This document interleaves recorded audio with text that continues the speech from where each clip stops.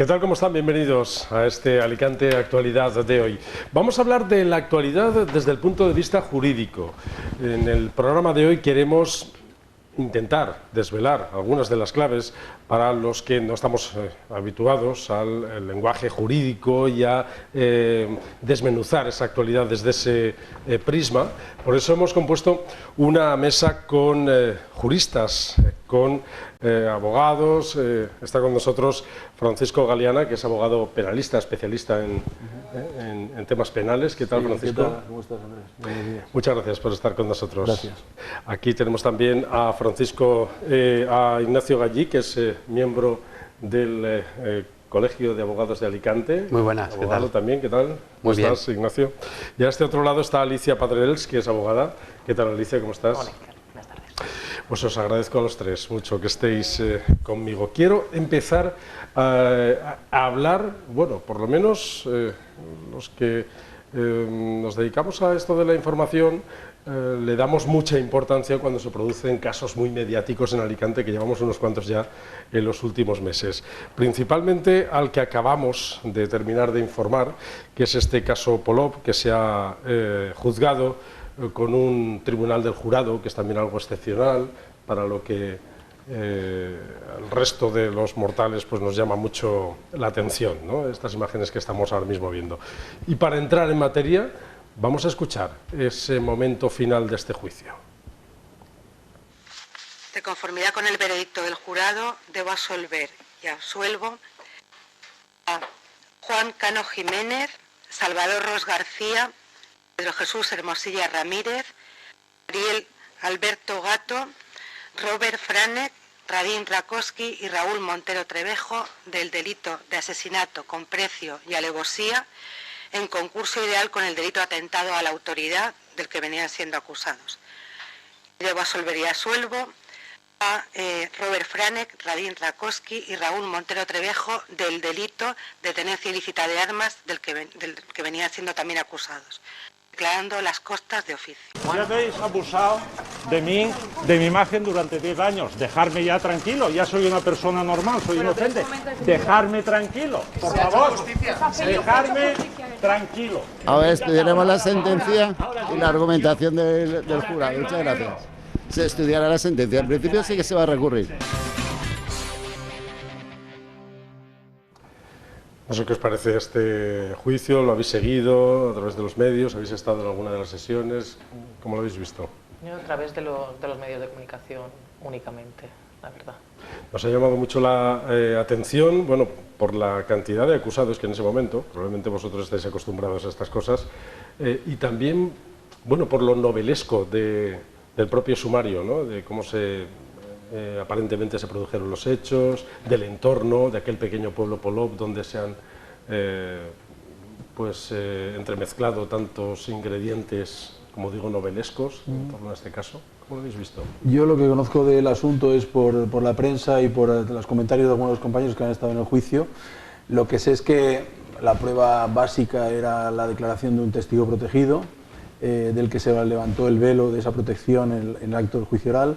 Sé que este testigo tenía numerosos antecedentes penales, parece ser que su declaración no era del todo creíble, parece ser que tampoco estaba claro que en esas fechas donde él dice que presenció una reunión entre ciertas personas que hablaron sobre matar, asesinar a este señor, hasta el alcalde de Polop, parece ser que ese señor no se sabía si trabajaba ahí en esa época. Y lo que tengo entendido también es que en el juicio oral afloró que la Guardia Civil, la UCO, no había introducido en el sumario unos informes con los que contaban de que no había habido llamadas entre los teléfonos de los acusados y que las triangulaciones de las antenas nunca habían sido posicionadas en el Club Mesalina. Entonces, no sé, supongo que por eso el Tribunal del Jurado llevó a ese veredicto de absolución. No había pruebas directas porque no estaban el arma del crimen, ni las pistolas, ni había ninguna prueba directa que les pudiera incriminar, pero defendían los abogados, y esto vosotros lo tenéis más controlado, que con una concatenación de indicios se podía haber llegado a una condena. Sí, pero es que una cosa es lo que periodísticamente podamos pensar y otra cosa es tener la certidumbre necesaria como para llegar a una conclusión de condena. esos indicios deben ser bastante potentes. Y la declaración de este testigo protegido, al parecer, después de interrogarlo 3 horas en el juicio oral, no les pareció lo suficientemente creíble, por lo menos a 5 de los 9 miembros del tribunal, del jurado. Porque parece ser que 4 votaron a favor de la condena. Ignacio, ¿cómo has visto este juicio? Bueno, pues al igual que Francisco, tenemos un amigo en común que ha estado defendiendo a una de las defensas, y bueno, pues sí que lo hemos vivido un poco más de cerca desde el punto de vista de las defensas. Lo que parecía a todas luces es que no había elementos de prueba suficientes como para condenar, y lo que en otras ocasiones hemos dicho, ¿no? Quizá en un proceso ordinario, con un juez ordinario en un tribunal no de jurado, pues la probabilidad de que la absolución se hubiera producido era muy alta. Lo que ocurre es que en un proceso de jurado la incertidumbre siempre existe, porque al fin y al cabo no estás tratando con un tribunal técnico, y en ese sentido pues la seguridad no es tan alta, y la incertidumbre que crea un proceso llevado por jurado, pues a nosotros en cierta medida nos produce también inseguridad en cuanto al resultado. Hay una distancia después de la interpretación técnica que vosotros hacéis como abogados a lo que la opinión pública de aquellos duchos en derecho que no lo valoramos con esa tecnicidad que hacéis vosotros, pero luego la calle parece otra cosa, ¿no? No sé si habéis tenido la oportunidad también de... Sí, hombre, está claro que, a ver, lo que ocurre en una sala de juzgado a lo que luego se transmite por los medios de comunicación, de esa manera un poco a lo mejor más morbosa, ¿no? Yo sí que he estado leyendo que, por ejemplo, lo que es la declaración de este testigo, se habían producido 4 declaraciones totalmente contradictorias, ¿no? O sea, la misma historia estaba contada desde 4 puntos de vista totalmente diferentes, ¿no? Entonces, aunque realmente en derecho penal la prueba que prevalece es la declaración en el acto del juicio, la realidad es que si tú has contado 3 versiones previas diferentes y eso se hace ver y se hace constar en el juicio, pues ya se le resta un poco más de credibilidad. Si además añadimos el hecho de que era un testigo, como estaba comentando el compañero, que tenía muchos antecedentes penales, que, en fin, que lo que era la seguridad, ¿no?, de que su declaración fuera veraz, pues contamos con que, en fin, al final la opinión del jurado pues se puede ver, en fin. Sí, creo que también el juicio se reveló que este señor estaba siendo justamente investigado en el verano donde supuestamente ocurre esta reunión. Estaba siendo investigado por otro asunto que no tenía nada que ver, por tráfico de drogas, y en las llamadas salía que aparecía como que él decía que no tenía trabajo, que le dieran trabajo, etcétera. O sea, que no, al parecer podía haber dudas de que estuviera trabajando como portero en el Club Messavina en esa época. Y respecto a lo que ha dicho Alicia, uno de los datos que tiene que tener en cuenta un tribunal, también un tribunal del jurado, y eso se le debe explicar por parte de la presidencia del tribunal del jurado, es que si se basa elementalmente o básicamente en una declaración de un testigo, esa declaración debe ser persistente a lo largo del tiempo. En este caso, sí, como decía Alicia, ha variado tantísimo. Imagino que eso fue uno de los puntos que llegaron a la duda al tribunal del jurado. Y que era el pilar fundamental parece ser que sí. Claro, de la acusación, el único testigo, digamos, directo de este no cabe olvidar además que precisamente, si no recuerdo mal, este asunto se llegó a archivar provisionalmente en Villajoyosa. Luego se reaperturó, me parece, por la audiencia provincial, pero o sea que ya en ese momento un juez instructor valoró que las pruebas o los indicios en aquel momento no eran suficientes ni siquiera para mantener abierto el procedimiento. Claro, cuando nos pusimos en marcha con este procedimiento judicial, nada más empezar este año 2020, nos preguntábamos en los medios de comunicación, y yo creo que también la opinión pública, 12 años y pico después del asesinato, ¿cómo se puede llegar hasta aquí? Sí. Porque la justicia lenta no es justicia. No es justicia. Es inaceptable eso, para todos, para los perjudicados o víctimas y para los que son objeto de enjuiciamiento. El alcalde de Polop, o el presuntamente, el posterior alcalde, que ha sido enjuiciado, pues habrá sufrido en sus carnes durante 12 años la persecución total. La persecución y luego el no saber qué va a ocurrir en un proceso judicial. Entonces eso es inaceptable y es un problema al que no se pone remedio. Nosotros lo sufrimos todos los días, nuestros clientes también, y es inaceptable que la Administración de Justicia, no es culpa de quienes ejercen el día a día de la Administración de Justicia, sino de la ausencia de medios suficientes, materiales y personales para sacar los procesos adelante y que funcione la Administración de Justicia como debe de funcionar. Pero ¿cómo se puede llegar hasta ahí? Es decir, a través de recursos, trabas que ponen también las partes. Es que en los procedimientos ordinarios, en los sumarios, por otra clase de delitos, los que llevan los tribunales ordinarios, existen prórrogas respecto al tiempo de duración máximo de los procedimientos. Pueden durar 6 meses, luego si se prorrogan 18 más y luego como mucho 18 más. Eso en caso de que sea compleja la investigación. Compleja la investigación, si lo pide el fiscal el juez lo acuerda. Pero es que lo curioso es que en los asuntos de tribunal de jurado no existen estos plazos. Entonces puede prolongarse sine die. Lo que pasa que también es verdad que normalmente se suelen enjuiciar homicidios, asesinatos, la gente está en prisión y los casos suelen tener más celeridad. Lo que pasa que en este caso concreto del asunto de Polop, toda la gente, todos los acusados en su día investigados salieron en libertad provisional, supongo que porque tampoco había muchos indicios o pruebas contra ellos, y eso ha hecho que se dilaten mucho más los plazos, porque imagino que las defensas, como en criterio, han querido tirar los plazos al máximo. No en vano, como os decía antes, el juez instructor decidió archivar el caso. Supongo que los recursos que entablaron no sé si fue la Fiscalía o la acusación particular, también esto, con traslados a todas las partes, eso origina una demora, un retraso, vamos, tremendo en el asunto, como se está viendo. Y en cualquier caso, el que no estuviesen en prisión provisional también atiende un poco al perfil de las propias personas, ¿no? Tienen un domicilio habitual. Al final la prisión provisional es un recurso de excelencia, ¿no? Bueno, es una medida cautelar excepcional. Excepcional.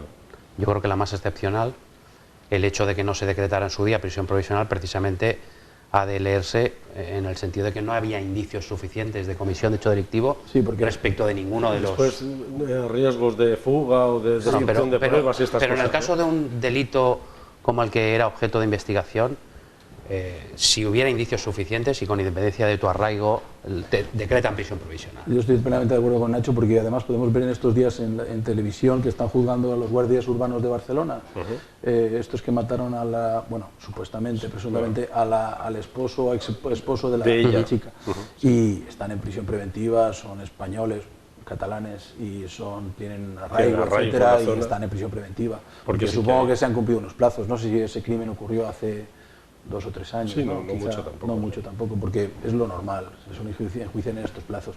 En este caso ha ocurrido, yo creo que ha transcurrido de una manera bastante anómala en lo cuanto a los plazos. Aún así, habéis escuchado al abogado de la acusación particular decir que iba a presentar un recurso. Bueno, ¿qué va a decir? Claro, no es un trabajo. Pero ¿es lo que tiene que hacer después de todo? Es lo que tiene que hacer, es decir eso. No sé si hacerlo, pero decirlo desde luego. Porque si no, ¿cuál cara va a salir allí? Claro. Supongo, ¿no? Al Tribunal Superior de Justicia de la Comunidad Valenciana. Sí, como pasó, como hablamos la otra vez en el caso Sala, claro, en el caso Sala podría ser que el Tribunal Superior de Justicia decidiera anular este juicio y repetirlo, pero... ¿Por qué causas podría ser eso? Pues porque no se hubiera motivado debidamente el veredicto, etcétera.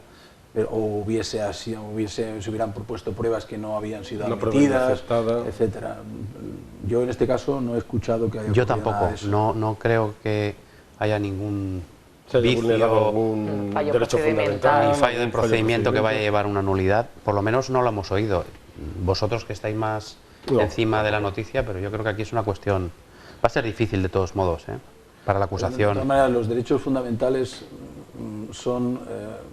pertenecen más a los acusados. Los derechos fundamentales en cuanto a las víctimas son derechos más restringidos. Sí. La tutela judicial efectiva, es difícil que alguno de esos derechos se haya visto conculcado. Yo no lo veo, no he escuchado nada al menos. Hemos escuchado a Juan Cano, que era probablemente el foco de atención, uno de los principales. Eran 7 en total, 4 por instigación al asesinato, 3 por el hecho en sí, haber materializado el asesinato. Eran acusados por esto, han salido todos no culpables, pero hemos escuchado a Juan Cano decir un poco esto que decía Ignacio, a los medios de comunicación, reprocharnos, ahora me vais a dejar en paz porque me lleváis persiguiendo 10 años. Es verdad que esto marca. Claro. Hombre, claro. Sí, porque al final se te queda siempre el hacha encima de la cabeza, ¿no? A pesar de tener una sentencia absolutoria y de que se te declare inocente, como que a lo mejor la duda siempre se queda ahí, sobre todo lo que es la ciudadanía, ¿no? O sea, nosotros que estamos más acostumbrados a tratar con el tema es, ¿se ha declarado su inocencia? ¿Es que se ha probado que es inocente? ¿O es que no ha habido suficientes pruebas para declararlo culpable, ¿no? Entonces, en ese, claro, ya estamos hablando de que hay una persona que durante 12 años se le ha estado señalando como culpable de un asesinato. Entonces, ahora, ¿cómo se quita de encima esa sombra, efectivamente? Pero bueno, yo entiendo que eso es un mal necesario, un mal colateral, es indisociable de un juicio mediático, que haya estas presiones mediáticas, que esto salga en los medios. Peor hubiera sido para este señor haber sido condenado, entonces hubiera dicho, no sé qué hubiera dicho. Claro, bueno, al final yo, por la parte que me toca, lo que nosotros hacemos es informar. No, y son asuntos que evidentemente tienen interés social. Esto tiene sentido que se dé noticia de un asunto de esta naturaleza. Claro, y además lo que pasa es que el que lo sufre pues lo lleva de otra manera. Es precisamente la definición de lo que es noticia. Tenemos que informar de temas veraces, contar las cosas que sean verdad y además que tengan un interés público, y este sin duda lo Hay una cosa que no sé si os parece interesante porque es un tema un poco técnico. Eso lo he propuesto yo en algunos jurados que voy a tener, pero todavía no han ocurrido. Pero sí lo he visto, por ejemplo, en el caso del crimen este que he comentado de la Guardia de Barcelona, la Guardia Urbana. Los acusados, porque lo han solicitado las defensas, están declarando al final. Como hacen los procesos americanos. Entonces, claro, ellos han visto toda la prueba y como el sumario no tiene, como el jurado, el tribunal de jurado, los sumarios teóricamente casi no tienen instrucción, entonces tú realmente ves la prueba entera en el acto del juicio. Entonces lo correcto es que declares una vez que ves la prueba entera contra ti. Me parece súper interesante esa cuestión a la hora de enfocar los juicios, porque tú ves todo lo que se ha dicho contra ti y ya si no quieres declarar, pese a haberlo visto todo, no sé, tu papel es un poco más difícil o se pone un poco en evidencia. ¿Lo dices porque garantiza más la tutela judicial efectiva, el derecho de defensa? No, el derecho de defensa lo garantiza mucho más porque tú ya conoces todo lo... Es que, a diferencia de los sumarios ordinarios, lo que se instruye en los jurados prevalece muchísimo más el acto del juicio oral frente a los sumarios ordinarios, que casi prevalece más lo instruido en la fase de instrucción. Entonces, ¿qué pasa? Que has de estar a lo que se dice en el juicio oral y tú solo puedes ver el juicio oral cuando se produce y entonces por eso declaras al final. Me parece esto muy interesante a la hora de componer las estrategias en los juicios. Decíamos lo mediático que son este tipo de casos y lo que puedan beneficiar o perjudicar a la propia reputación de, en este caso, las personas que han resultado no culpables en este procedimiento judicial, pero es verdad que la justicia, salvo excepciones, tiene que ser pública. ¿No? Los procedimientos judiciales, salvo excepciones para proteger determinados derechos, lo mejor es que sea público para que se garanticen todos los derechos. Solo puede ser público. Solo puede ser público. Sí. Y lo que hacemos nosotros a través de los medios de comunicación es extender. O sea, la idea es que si tú estás sentado en un banco como público en un juicio, te puedas enterar de lo mismo prácticamente que sabe el tribunal o que sabe uno de los miembros del jurado, porque debe ser todo oral. Y en la publicidad está la clave de la garantía del juicio, de que el juicio se hace con todas las garantías. Pues vamos a seguir hablando de temas mediáticos, desgraciadamente, repito, porque hoy hemos conocido uno más que nos va a dar también para investigar, seguir pues buscando información, aunque hay secreto de sumario, pero saben que han encontrado a una mujer de unos 40 años en un contenedor, muerta. No se sabe todavía ni siquiera su identidad, pero las causas han debido ser violentas por las señas que el propio cuerpo presenta. Vamos a ponernos en situación y hablamos un poco sobre esta situación. El cuerpo sin vida de una mujer ha sido encontrado en un contenedor de basura en Moraira, Alicante. A pesar de que el cadáver todavía no ha sido identificado, fuentes cercanas al caso han concretado que la mujer tenía unos 40 años. Según otras fuentes próximas a la investigación, el cuerpo estaba envuelto en una colcha, rodeado de sangre y con aparentes signos de violencia. Los vecinos de este área residencial de la localidad alicantina han mostrado su temor por el suceso. Me llamaba y me ha dicho que tiene miedo, por supuesto, porque ahí ha pasado algo. Sí. Bueno, a ella lo han contado que desde hace 8 años creo que no había nadie que se han matado. Por eso imagino que estaba tranquila hasta ahora, pero ya no lo es. La investigación continúa abierta.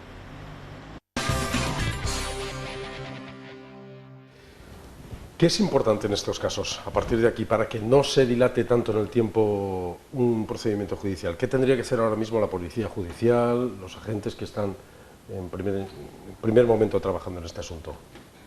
Pues lo primero que hay que hacer es recabar todas las pruebas que estén presentes en el lugar del crimen, que al final, de momento, simplemente es el contenedor donde se ha encontrado el cuerpo. Tengo entendido que todavía, o sea, si se ha descubierto hoy, y me imagino que en cuanto empiecen el atestado, empezarán a recabar las pruebas y la investigación sobre los sospechosos y demás. No hay, o sea, es el protocolo de la policía, ya directamente del grupo de investigación. Lo digo, y poniéndolo en comparativa con el caso anterior, al final estas 7 personas que fueron juzgadas por el caso Polop han resultado no culpables. Alguien tendrá que ser culpable, porque tendrá que la Fiscalía poner en marcha, no sé si otra vez la investigación o no. No, si alguien culpable hay seguro. Seguro. El problema es que lo encontremos. Alguien lo mató. ¿No? Claro. No, lo digo esto ya no por seguir hablando del caso Polop, sino... Sí, pero en este caso, por ejemplo... En este caso, para que no pase, es decir, para que al final intentar encontrar a la persona que pienso que se ha avanzado mucho desde el año 2007, que ocurrió el crimen de Polop, a la actualidad. Han pasado, ¿cuántos años? 10, 13, 13 años. Se ha avanzado mucho en la monitorización de las carreteras. Ahora hay muchísimas cámaras. Supongo que la Guardia Civil o quien es la encargada de la investigación estará recabando las imágenes de las cámaras adyacentes, qué coches entraban, qué coches salían, las matrículas. Y también imagino que estarán en las antenas de telefonía triangulando los teléfonos. Cuando se produce, no sé, desde luego no sé quién ha cometido este crimen, pero cuando se produce un acto de estos, las personas, salvo que sean extremadamente frías, suelen cometer muchos errores, más llamadas, más intensidad de llamadas, etcétera, y eso se suele observar en los repetidores. Supongo que precisamente por eso está secreta la causa. Claro, probablemente también el propio teléfono de la víctima quizá contenga información que están investigando, líneas de investigación. Muchas veces este tipo de delitos se producen en el entorno más próximo de la víctima y probablemente pues hay alguien a quien estén investigando. Es muy probable que haya escuchas telefónicas también acordadas y que estén pendientes un poco de ver si la supuesta o el sospechoso pues da algún dato o facilita o comete algún error. Por lo tanto, es muy probable que el secreto precisamente se haya decretado en atención a que hay una investigación y algún hilo tendrán del que estarán tirando. En breve supongo que lo sabremos. No se ha tipificado todavía, no sabemos exactamente qué es, pero en principio empezamos a barajar muchas cuestiones, ¿no? Y una de ellas, sin duda, podría ser la violencia machista, podría ser, ¿no? Una de ellas, por lo tanto, probablemente habría que buscar ahí algún... No, podría ser o no. Podría ser, digo. Podría ser o no. Al final no podemos pensar porque hay una mujer fallecida que aparece en un contenedor. Precisamente porque aparece en un contenedor. Sería un error a lo mejor pensarlo también. Desde luego, porque si fuera un hombre no estaríamos hablando de violencia intrafamiliar. Yo creo que hablando de otras cosas. Tenemos que anticiparnos a eso. Hay una mujer que ha fallecido, pues habrá que ver en qué circunstancias. Para eso los médicos forenses y la policía judicial harán la investigación y adelantar ya que puede ser un supuesto de estos, pues yo no. Lo que desde luego, tal y como están las cosas, supongo que se centrará, como ha dicho Nacho antes, la investigación sobre su círculo más cercano, y en este caso no sé si tenía pareja, lo desconozco. Supongo que el primer investigado o el foco principal de la investigación, si tenía pareja, sería él. Y a ver qué satisfacción o qué explicación da sobre el paradero de ella o cómo desapareció, etcétera. No lo sabemos. ¿Qué tendría que hacer ahora mismo? Bueno, ya hemos dicho buscar en ese entorno más cercano, pero vosotros, si por ejemplo fueseis abogados que fueseis a representar a la acusación ahora mismo, bueno, a la víctima en este caso, ¿qué es lo que os gustaría que pasase? El problema que tendríamos como acusación es que para nosotros también estaría secreta la causa. El secreto es para todos. Para todos, menos para el fiscal y para el propio juez, claro está. Entonces podríamos pedir, interesar pues, lo de las antenas, pero ya seguramente lo estará haciendo la Guardia Civil, porque trabaja muy bien en ese aspecto. Y lo que hemos dicho antes de las cámaras, no sé, los movimientos del teléfono del marido, la pareja, los movimientos, me refiero, geográficos de ese teléfono, la ubicación del teléfono. Habrá que saber la data de la muerte para saber lo que ha dicho Nacho, el teléfono de la mujer, si tenía algún teléfono a su nombre, por qué área se movió, si se movieron dos teléfonos juntos, claro, el de la mujer y otro teléfono. Es que hay muchísimas cosas es que hay tantos medios tecnológicos ahora que un crimen, por ejemplo, como el que pasó en Polop, quede impune, yo creo que es bastante difícil. A ver, impune me refiero porque no han cogido a quien lo ha hecho, o por lo menos los que están asentados formalmente no lo son. Y están, que antes no lo hemos dicho, pero de momento es una sentencia definitiva que se llama hasta que llegue a ser firme, si recurren o no recurren, pero en cuanto sea firme ya no se les va a poder juzgar a los del caso Polop por el mismo crimen, por lo tanto ya a todas luces son inocentes, son no culpables de ese asunto y habrá que buscar, como antes decía, habrá que buscar a ver si se puede emprender otro camino. Y este juicio lo enjuiciará un jurado popular, seguramente. Sí, seguro. Reúne todas las... Contadme, ¿por qué? Porque está previsto en la ley de Tribunal de Jurado establece cuáles son los tipos penales que son objeto de enjuiciamiento en el ámbito del Tribunal de Jurado. Inicialmente lo que preveía la ley era precisamente lo contrario a lo que está ocurriendo, es decir, la ley establecía que cuando hay un hecho delictivo que también es objeto de investigación y que se ha cometido en conexidad, que hay conexidad, lo que preveía la ley, creo que es el artículo 5 si yo no mal recuerdo, es que quedaba excluido del Tribunal de Jurado y se remitía a la investigación en un juez ordinario, pero el Supremo ya ha dicho por activa y por pasiva que ahora ocurre todo lo contrario a lo que decía la ley. Ahora es objeto de enjuiciamiento, se acumula si son delitos conexos y se tramitan todos. De hecho, habéis visto en el supuesto del asesinato de Polop, del alcalde de Polop, que era objeto de enjuiciamiento un delito que no está dentro del ámbito del jurado, que es la tenencia ilícita de armas. Un delito menor. Sí, pero es un delito que es conexo, pero que en principio, con arreglo a lo que preveía la ley, quedaría fuera del ámbito de enjuiciamiento del jurado. Y sin embargo, pues el Supremo ha dicho que quede dentro del ámbito, por lo tanto. ¿Y esto por economía procesal o algo así? Bueno, porque realmente se podría dar el caso absurdo, ¿no?, de enjuiciar hechos que tienen una conexidad, como se estaba comentando, en procedimientos separados. Entonces, precisamente para otorgar una garantía, lo que se hace es juzgar todos los delitos en un mismo procedimiento, donde se están realizando todas las investigaciones y donde se están practicando todas las pruebas. Yo lo que creo es que nos quieren preparar para que nos vayamos acostumbrando a que se abra más el elenco de los delitos a ver por el Tribunal del Jurado, primero con los delitos conexos. Es que ha ido el Tribunal Supremo cambiando su doctrina respecto a este asunto. Ahora solo están excluidos los delitos conexos, pero los que la prueba sea absolutamente dispar al delito, digamos, principal. En este caso, si fuera un homicidio, por ejemplo. Entonces, yo creo que al final lo que nos llevará las sucesivas reformas que se establezcan en la ley será que casi todos los delitos sean como ocurre en Estados Unidos, sean objeto del Tribunal del Jurado, lo cual, pues, a mí no me gusta demasiado, pero bueno, eso es lo que pasará, seguramente. Está contemplado como la participación de la ciudadanía en la justicia, ¿no? Por un lado, la acusación popular y por otro lado, el Tribunal del Jurado. Es una manera de enfocarlo, no sé. Sí. Los fiscales instruyendo a las órdenes del gobierno y las personas de la calle juzgando. No sé para qué están los jueces entonces, los independientes. Bueno, esto quería debatir un poco, hablar un poco sobre el Tribunal del Jurado precisamente en estos términos, es que no sé cómo. A mí particularmente no me gusta. Es decir, yo creo que nosotros como letrados, abogados, nos da mucho más seguridad en cuanto al resultado y en cuanto a la discusión, el debate jurídico, que haya un juez ordinario, un juez de carrera, que sea el que enjuicie, donde el debate se produce de tú a tú, donde puedes hablar de derecho realmente y el enfoque es muy distinto en un proceso de tribunal de jurado. A mí particularmente no me gusta. Me parece que el resultado es mucho más imprevisible y nos genera inseguridad jurídica. No sé si estáis de acuerdo. No, para mí totalmente.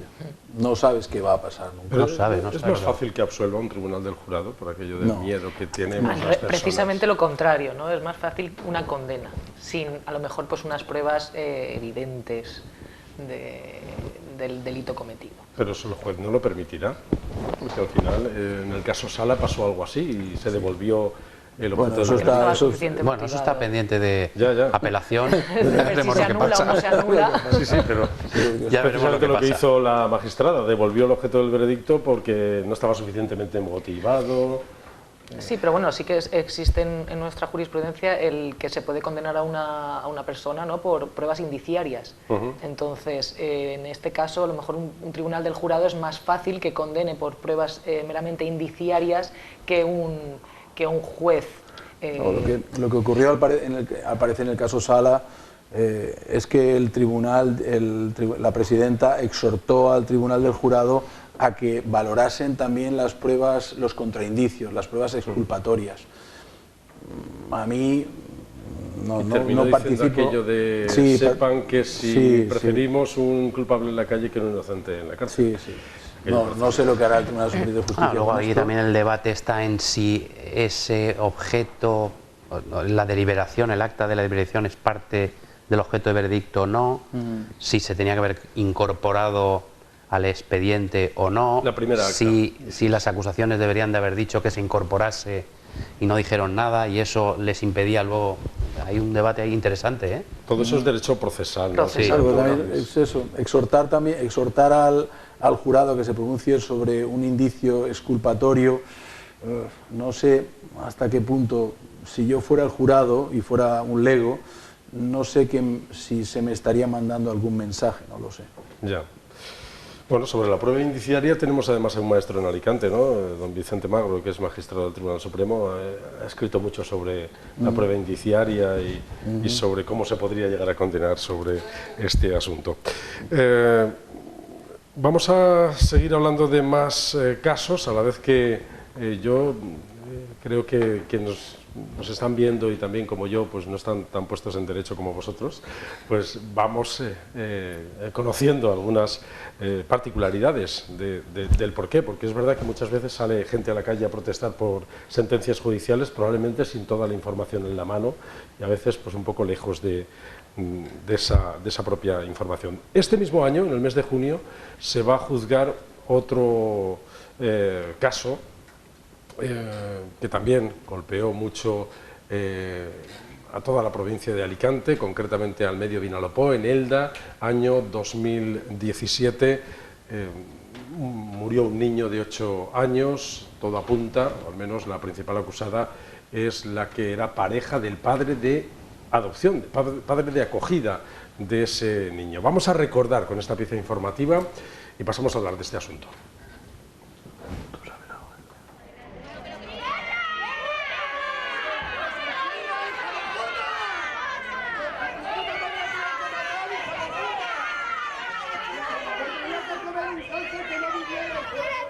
La Policía Nacional atribuye 3 delitos a la mujer detenida en Elda, acusada de haber matado al hijo de acogida de su pareja. Los agentes le atribuyen los delitos de asesinato, simulación y denuncia falsa. Alejandra fue detenida este jueves por la mañana acusada de matar presuntamente a un niño de 8 años que era hijo de acogida de su compañero sentimental. La sospechosa ha pasado la noche en dependencias policiales y hoy pasa a disposición judicial. Este es el momento en el que sale junto a los agentes después del registro de su actual domicilio, en el número 23 de la calle Maximiliano García Soriano de Elda, donde ha convivido todo este tiempo con su compañero sentimental y padre de acogida del menor. Los vecinos de esta zona todavía no salen de su asombro. Me he quedado alucinada cuando he visto las noticias, una cosa muy increíble.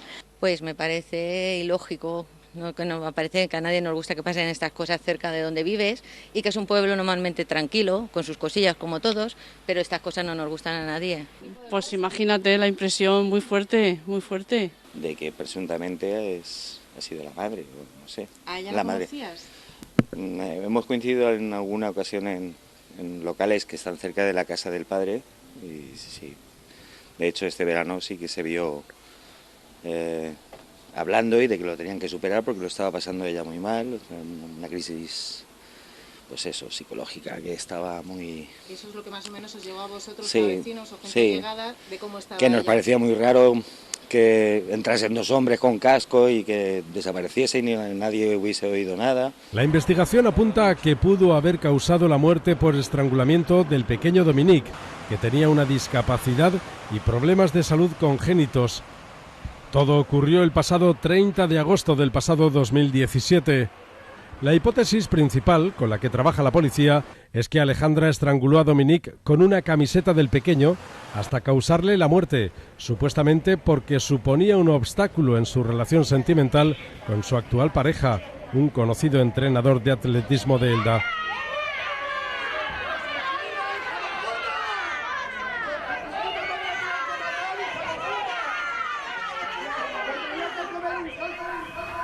Tres años después va a empezar este procedimiento judicial el próximo 8 de junio, del 8 al 15 está señalado, con jurado popular, y es el primer caso, se da la circunstancia, que es el primer caso en la provincia de Alicante por el que se va a pedir prisión permanente revisable. ¿Cómo veis? Bueno, es que está previsto en el código, es decir, por lo que han comentado en la noticia, al ser presuntamente, bueno, está calificado como un asesinato y ser la víctima menor de 16 años y además parece ser que tenía una discapacidad, pues está previsto dentro de los tipos penales que efectivamente establecen como posible pena la de prisión permanente revisable. Por lo tanto, tiene sentido que se pida, porque lo prevé el Código Penal, ¿no? Sí, no conozco este caso, es la primera noticia que tenía, pero sí, también comparto la opinión de Nacho. Parece que está dentro de los supuestos que establecen, parece que es el artículo 140, 140 del Código Penal, y no solo se da el requisito de menor de 16 años, sino también la especial vulnerabilidad que tenía esta persona al ser discapacitada. Voy a aprovechar para pediros que nos expliquéis bien qué es lo de la prisión permanente revisable, que yo no sé si tampoco lo entendemos todos demasiado. ¿Cuál es tu análisis sobre esta situación? Bueno, yo creo que el que está especializado en estas cuestiones es más Nacho. ¡Qué bueno! Yo, como solo ha habido un caso, que es este, tampoco he tenido ningún caso de...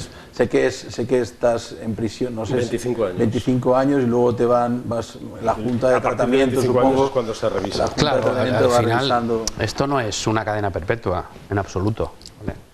La Junta de Tratamiento, esto dependerá de en qué comunidad autónoma... Se ha puesto por un pequeño aprieto, claro, también. No, pero ¿en qué comunidad autónoma me refiero? Si eres catalán...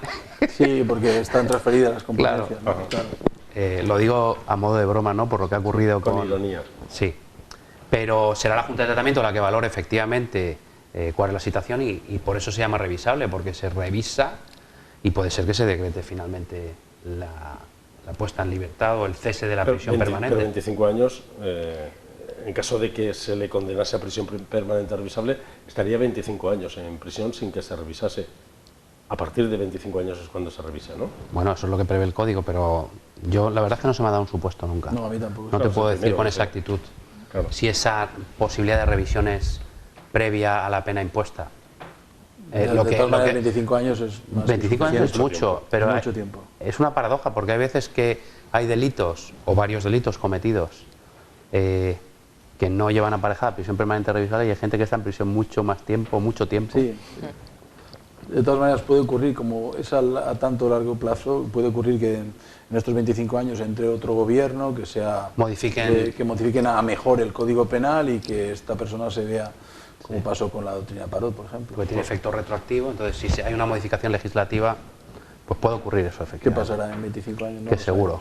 Esto es lo que podría pasar en Cataluña con el delito de sedición, por tanto, ¿no? Claro, exactamente lo mismo, sí. Esa disposición que fuera más favorable sería retroactiva. Claro.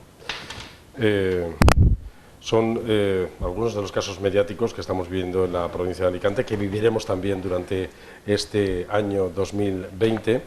El 8 de junio se seleccionan a los miembros del jurado. ¿Cómo será eso? Ya que hemos estado hablando un poco del jurado, ¿cómo se hace esa selección de los miembros del Tribunal del Jurado? Bueno, pues primero te tienen que nombrar por el censo. A principio de año. Sí, te convocan y cuando se produce esa convocatoria se ve si existe algún tipo de incompatibilidad o tacha o incapacidad por parte de los elegidos para configurar el jurado. Una vez ya se excluyen los que tengan algún tipo de incompatibilidad, por ejemplo, abogados o, por claro, ejemplo, miembros de fuerzas de cuerpo de seguridad del Estado, etcétera. Entonces las partes ya tienen, una vez ya están configurados, o mejor dicho, se quitan los que han de quedar excluidos por ese motivo. Hay una bolsa, ¿no?, de personas. Sí, las partes a disposición para... Sí, las del censo. Sí, eso se escoge del censo. Hay determinadas profesiones o cargos o funciones que te impiden el pertenecer a un jurado. Nosotros, por ejemplo, no podemos pertenecer a un jurado, y luego las partes tienen la posibilidad de excluir sin motivo alguno también componentes del jurado, pues en atención un poco a la estrategia que plantees, al perfil que tú quieras de personas. Sí, haciéndole determinadas preguntas al jurado. Se configura el jurado y luego hay que nombrar, si yo no mal recuerdo, son 2 suplentes, ¿verdad? Sí. Que son los que luego también presencian el juicio de principio a fin por si hay algún problema, como por ejemplo ocurrió en el caso caso Sala, que hubo una jurado que... No sabía, se puso enferma. Sí, el mismo sábado por la mañana. El mismo sábado por la mañana. ¿Antes de empezar? No, antes, justo antes de retomar. Antes de sí, entonces la deliberación. entró el sustituto, o la sustituta, no sé. Pero que había estado presenciado claramente. Sí, claro. Sí, porque son 9 más 2, ¿no? Sí. 9 más 2. Los 2 suplentes están también durante todo el rato. El procedimiento. Participan exactamente igual. Tienen que estar porque si ocurre algo como lo que ocurrió, pues precisamente lo que tienen que haber visto todo de principio a fin.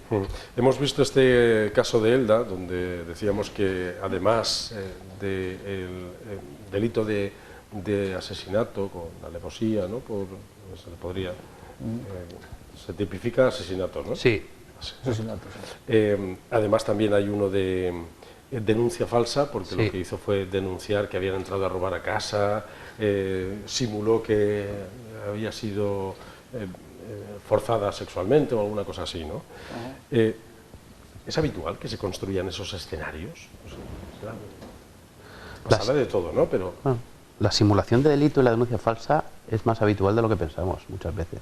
Sí, bastante. Ella dijo que habían entrado 2 personas con cascos puestos. Al final te tienes que generar una coartada. La generación de esa coartada para evitar tu responsabilidad genera, si se prueba que la denuncia es falsa o que ha simulado, hay una simulación de delito, y eso, pues si se averigua y se investiga, también es objeto de condena, bueno, enjuiciamiento y condena, claro.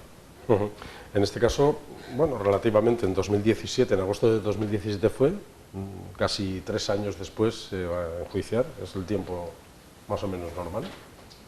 Pues depende del caso. Hemos tenido el ejemplo del caso Polop, que precisamente han sido 12 años, ¿no?, me parece. O sea que 3 años, bueno, supongo pues incluso me parece rápido. Esta mujer está en prisión provisional, supongo. Sí. En este caso sí que está más justificado, ¿no?, por lo que decíamos antes. Parece que todo apunta a que ha sido ella. Es lo que decía Nacho antes. Parece que lo importante es el arraigo, pero realmente lo que se tiene en cuenta normalmente son los indicios. La pluralidad y la concurrencia de indicios, la culpabilidad. Bueno, voy a salir ya de la sala de lo penal. Vamos a salir un poco, que nos dé el aire. Es verdad que nos dé el aire, que nos apoyamos mucho con tanta maldad. Vosotros seguramente estáis acostumbrados a ver mucha más cuando tratáis temas realmente escalofriantes en vuestro día a día. Pero quiero tratar temas también mediáticos, populares, que hemos estado viendo durante estos días. Ya saben que el exalcalde de Alicante, Gabriel Echavarri, ha sido condenado 2 veces por 2 juicios distintos, por 2 casos diferentes, el caso Comercio y el caso del despido de una trabajadora interina.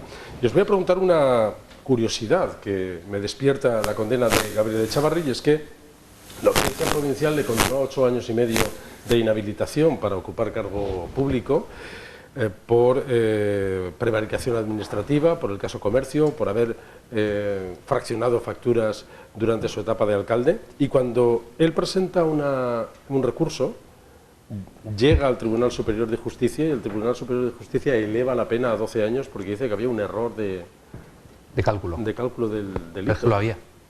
¿Y cómo puede pasar esto? Bueno, ahí el problema que hubo es, además, curiosamente, el error se advierte por el recurso de la propia defensa. Es curioso. Que es abogado. Claro, claro. Es decir, que él es abogado. Sí, sí, él es abogado. Él es compañero del colegio, además, nuestro, del colegio de abogados. Entonces, lo que ocurre es que la pena que aplica el Tribunal Superior de Justicia de Valencia por ser los hechos cometidos con posterior a la reforma de 2015 es una pena superior a la que se preveía con anterioridad a la reforma, y entonces el Tribunal Superior de Justicia de Valencia lo advierte y aplica de oficio la pena que corresponde a raíz de esa modificación. Aplicaron una pena inferior. Aplicaron una pena anterior a la reforma de 2015, que era inferior. Los hechos se cometieron con posterioridad a la reforma de 2015 y lo que hicieron es aplicar la pena que correspondía al tipo penal vigente. Es un principio de legalidad que se puede acordar de oficio porque es un error de cálculo. Por eso el Tribunal Superior de Justicia modifica la sentencia en el sentido de la pena a imponer, acomodándola al tipo penal vigente a fecha de ocurrencia de los hechos. Que es precisamente una de las cosas que hace el Tribunal Superior de Justicia ante un recurso, revisar todo. Y bueno, como hay un principio que es la prohibición de la reformato impeius, que el recurso no puede producir una condena peor que en la primera instancia. Lo que pasa que en este caso, como decía Nacho, es una aplicación del principio de legalidad. Había una pena que estaba incorrectamente calculada y después ellos la han calculado correctamente, nada más. Si Echavarri no hubiese recurrido, ¿se habría quedado con 8 años y medio, o esto, una vez firme la sentencia, o esto se hubiese revisado posteriormente? Yo entiendo que podría ser objeto de revisión, porque es que entiendo que firme la sentencia. Bueno, es que tengo dudas, es que es un error material. Efectivamente, ahí hay dudas en cómo interpretarlo. Si es un error material, se entendería, en ese caso, que es revisable de oficio incluso, claro. Y de hecho puede ocurrir, y en ocasiones ocurre. O es un error de interpretación. Si fuera un error de interpretación... Pero es que la legalidad, la ley es así, es decir, la ley prevé una pena para ese tipo penal en ese momento en que se producen los hechos y por lo tanto hay que aplicarla. Si hay un error de cálculo, se puede interpretar que el propio tribunal lo puede modificar de oficio al advertir el error. Incluso aunque estuviese cerrada ya la sentencia. Es uno de los supuestos que prevé la ley, no de modificación de las resoluciones judiciales. Está la posibilidad de aclarar algún concepto oscuro, corregir algún error. En este caso la interpretación estaría, es un error. Es un error material, el entonces cálculo, en cualquier momento se puede corregir. ¿Os ha pasado alguna vez algo así? Sí, a mí me ha pasado hace poco. ¿A peor o mejor? A peor. Bueno. En un blanqueo de capitales me ha pasado. El fiscal lo advirtió y solicitó la corrección de la sentencia. ¿Pero en el mismo órgano judicial o en un órgano superior? En este caso, en el mismo. Claro, porque aquí lo que pasó fue otro órgano superior. Ya, pero es que la ley la tiene que aplicar. ¿Os ha pasado alguna vez? No, a mí no me ha pasado. A mí solo me ha pasado una vez. Toco madera, que no pase más. Sí, y si es a peor. Y si pasa, que no se den cuenta, ¿no? Que no sea peor, que sea mejor, que te mejoren. De todas maneras, si me hubiera pasado, tampoco lo diría aquí. Bueno, pero al final, la pena que lleva aparejada el delito de prevaricación es inhabilitación. Es que es, inhabilitación, sí. Bueno, inhabilitación para ocupar cargo público. Ya, pero él ya está fuera del ámbito para político. Trabajar en la administración pública también. No, él ya no está en el ámbito político. Él está... No está en el ámbito político por esto precisamente, es decir, dimitió de alcalde. Dimitió por esto, sí. Por este asunto, no porque se quisiera dejar la política.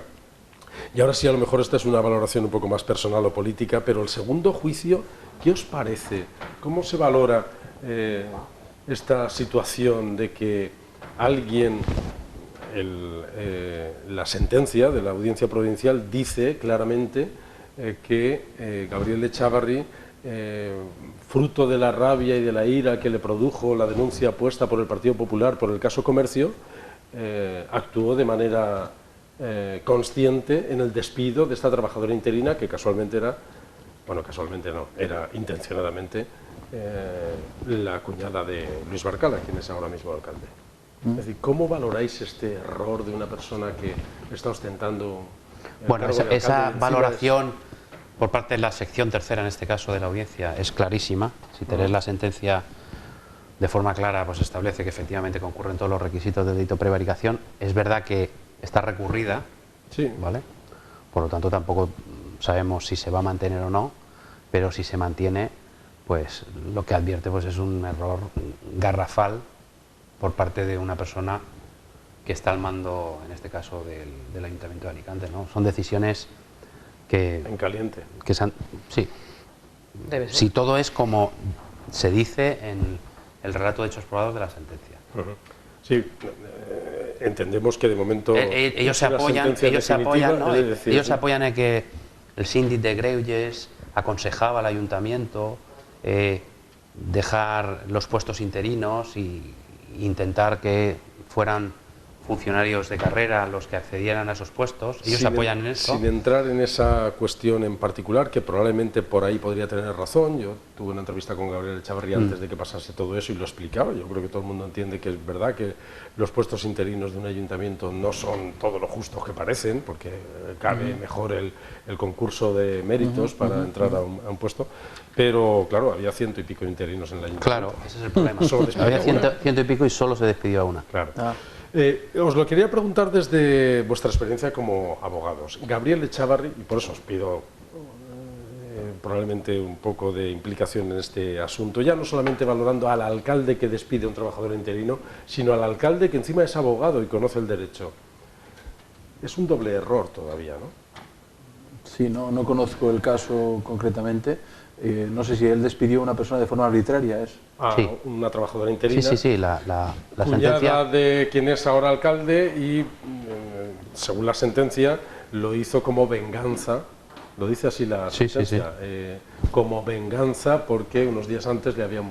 ¿Y ese asunto está todavía pendiente de recurso? Sí. ¿Ha habido una condena en primera instancia? Una condena, 9 años de inhabilitación. Pues sí, me parece un error muy grave porque estas decisiones arbitrarias, y más por parte de una persona que es licenciada en Derecho, conoce estos asuntos, pues no sé qué razones le llevaron a este hombre a tomar este tipo de decisión, no lo sé. ¿Conoces algo? No, pero vamos a ver, en función de lo que estaba comentando Nacho, si al final efectivamente de 100 y pico funcionarios interinos al final se está despidiendo únicamente a una persona y que además tiene relación familiar con quien te ha interpuesto una denuncia, efectivamente, y con que al final acaba ocupando tu cargo. No, eso fue posterior y ya eso fue posterior. Eso fue a consecuencia de, precisamente. Posteriormente acaba ocupando el mismo cargo que ocupaba. Pues si efectivamente ocurrió conforme a los hechos probados, la realidad es que es una estrategia bastante pobre. Además, bueno, podemos añadir, yo no sé si Ignacio conoce también algunos de los detalles, pero es que encima publicó en Facebook un reconocimiento de que efectivamente ha sido un calentón. Es decir, que todo eso le ha llevado a la condena. Probablemente, pues... casi lo confiesa. Más ¿no? firme, claro.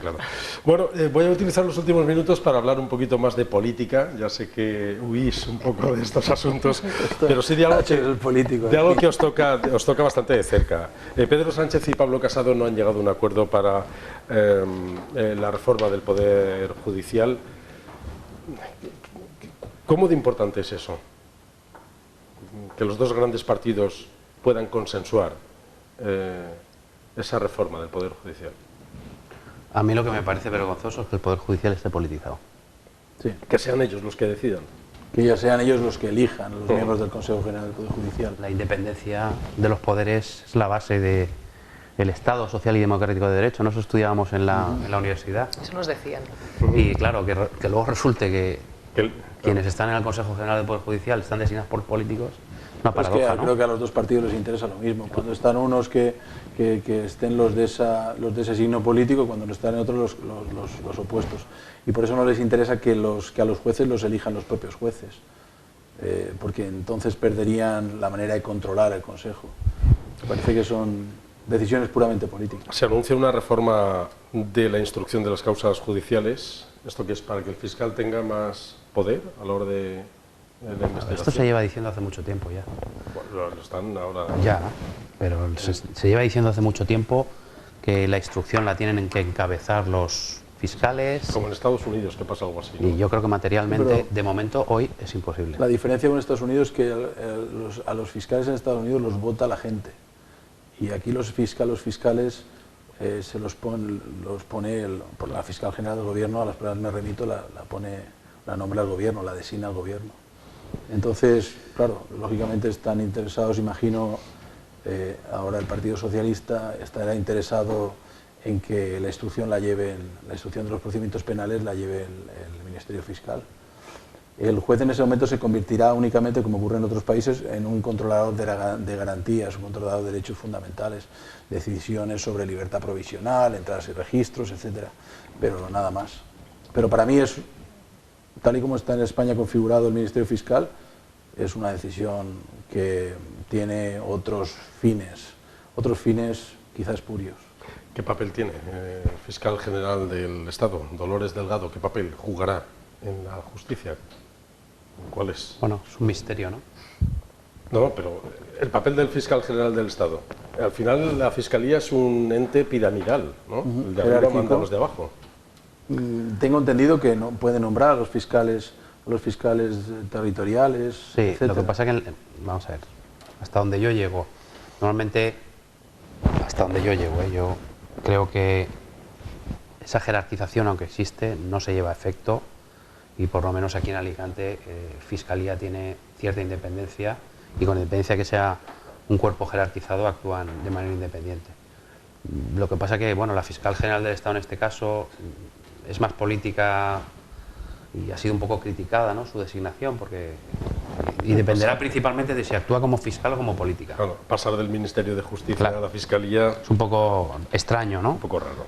No es lo normal, y de hecho yo creo que dentro del ambiente Fiscalía, pues hubiera gustado la designación de alguien que no hubiera pasado por el Ministerio. Sé que es difícil, pero sin querer entrar en política directamente. Pero ¿cuál es tu valoración? Vamos a ver, salvo error, tengo entendido que esto no es la primera vez que pasa. Sí que hubo en alguna ocasión, lo que no sabría decir son las fechas concretas, de que ya un ministro fue nombrado con posterioridad fiscal general del Estado. Lo que ocurre en este caso ha sido que realmente lo que es el iterín de los cargos ha sido pasar de ministra de Justicia directamente a ser nombrada como fiscal general del Estado, ¿no? Entonces, evidentemente se genera ahí una situación un poquito de incertidumbre de que realmente va a ser independiente. Pero la realidad es que, bueno, cualquier otra persona nombrada por el gobierno igualmente tendría la misma connotación. Efectivamente, o sea, al final no deja de ser la persona nombrada por el gobierno, con lo cual independencia hay real en alguno de los dos casos. Pero si es que yo creo que si pones en relación esto que estabas diciendo, Andrés, de que ahora lo que se pretende es modificar la ley de enjuiciamiento criminal para que los fiscales tengan más presencia en la fase de instrucción, que el jefe de los fiscales era miembro del gobierno, pues creo que se puede entender fácilmente qué es lo que pueden pasar con las causas penales en las que se ve afectado el gobierno. Clarísimo para mí.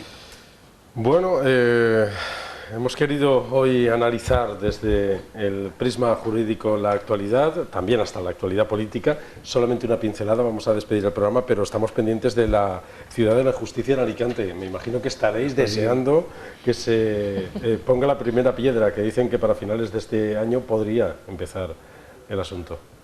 Bueno, esperemos.